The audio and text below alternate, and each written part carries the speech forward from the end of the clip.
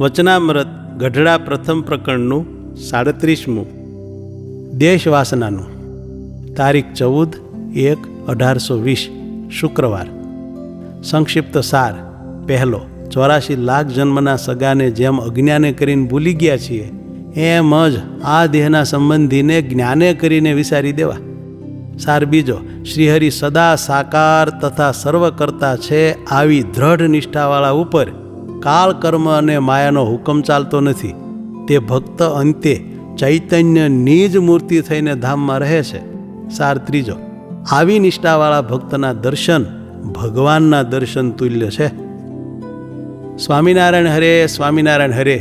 સંવત 1876ના પોષવદી 14ને દિવસ શ્રીજી મહારાજ શ્રી ગઢડા મધ્યે દાદા ખાચરના દરબારમાં શ્રી વાસુદેવ નારાયણના મંદિર આગળ લીમડા તળે ઢોલિયા ઉપર આથમણે મુખારવિંદે વિરાજમાન હતા, અને માથે ધોળી પાગ વિરાજમાન હતી, અને તે પાગમાં પીળા પુષ્પનો તોરો વિરાજમાન હતો, અને 2 કાન ઉપર ધોળા પુષ્પના ગુચ્છ વિરાજમાન હતા, અને કંઠને વિશે પીળા અને ધોળા પુષ્પનો હાર વિરાજમાન હતો, અને ધોળી ચાદર ઓઢી હતી, અને ધોળો ખેસ પહેર્યો હતો, અને પોતાના મુખારવિંદની આગળ મુનિ તથા દેશ દેશના હરિભક્તની સભા ભરાઈને બેઠી હતી.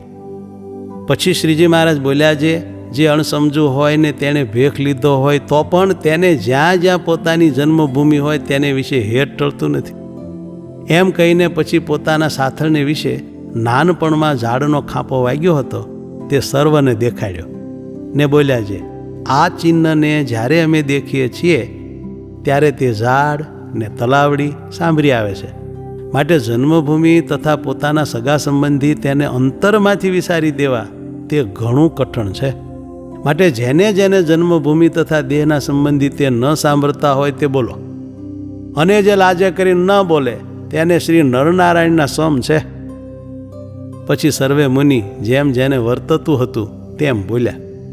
પછી તે સાંભળીને શ્રીજી મહારાજ બોલ્યા, જ્યારે પોતાને આત્મા રૂપે માનીએ ત્યારે તે આત્માની જન્મભૂમિ કઈ, ને તે આત્માનું સગું કોણ, ને તે આત્માની જાત પણ કઈ, અને જો સગ પણ લેવું હોય તો પૂર્વે 84 લાખ જાતના દેહ ધર્યા છે તે સર્વનું સગ પણ સરખું જાણવું, અને તે સગાનું કલ્યાણ ઈચ્છવું તો સર્વનું ઈચ્છવું.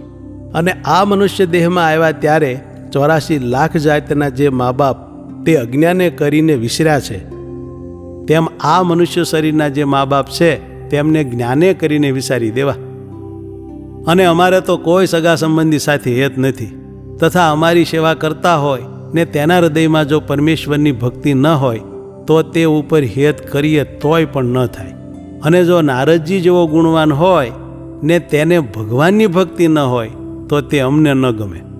અને જેના હૃદયમાં ભગવાનની ભક્તિ હોય ને એમ સમજતો હોય, જેવા પ્રગટ ભગવાન પૃથ્વી પર બિરાજે છે અને જેવા તે ભગવાનના ભક્ત ભગવાનની સમીપે બિરાજે છે તેવા ને તેવા જ જ્યારે આત્યંતિક પ્રલય થાય છે ત્યારે પણ રહે છે.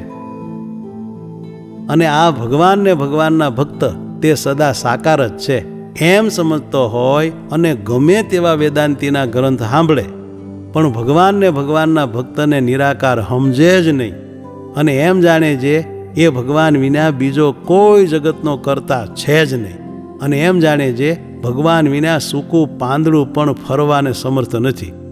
એવી જેને ભગવાનને વિશે સાકારપણાની દ્રઢ પ્રતીતિ હોય ને તે જેવો તેવો હોય તો પણ એ અમને ગમે છે.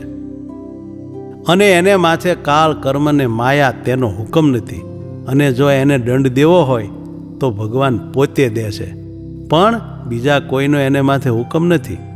અને એવી નિષ્ઠા ન હોય ને તે જો ત્યાગ વૈરાગ્ય યુક્ત હોય તો પણ તેનો અમારા અંતરમાં ભાર આવે નહીં.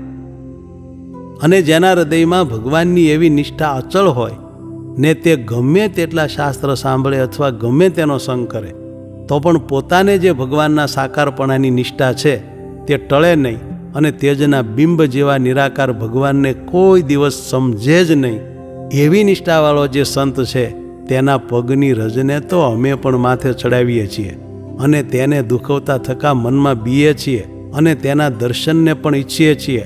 અને એવી નિષ્ઠા વિનાના જે જીવ છે તે પોતાના સાધનને બળે કરીને પોતાનું કલ્યાણ ઈચ્છે છે, પણ એવા પરમેશ્વરના પ્રતાપે કરીને પોતાનું કલ્યાણ ઈચ્છતા નથી.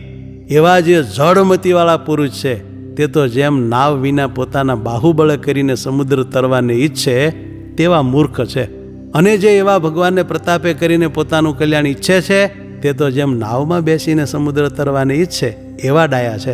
અને એવા જે ભગવાનના સ્વરૂપના જ્ઞાનવાળા છે તે સર્વે દેહને મૂકીને ભગવાનના ધામમાં ચૈતન્યની જ મૂર્તિ થઈને ભગવાનના હજુરમાં રહે છે. અને એવી નિષ્ઠા જેને ન હોય ને તેણે બીજા સાધન જો કર્યા હોય તો તે બીજા દેવતાના લોકમાં રહે છે. અને જે એવા યથાર્થ ભગવાનના ભક્ત છે તેનું દર્શન તો ભગવાનના દર્શન તુલ્ય છે. અને એના દર્શને કરીને અનંત પતિ જીવનો ઉદ્ધાર થાય છે. એવા એ મોટા છે. એવી રીતે વાર્તા કરીને શ્રીજી મહારાજે કહ્યું છે, કીર્તન બોલો. ઇતિ વચનામૃતમ ગઢડા પ્રથમ પ્રકરણનું 37મું થયું.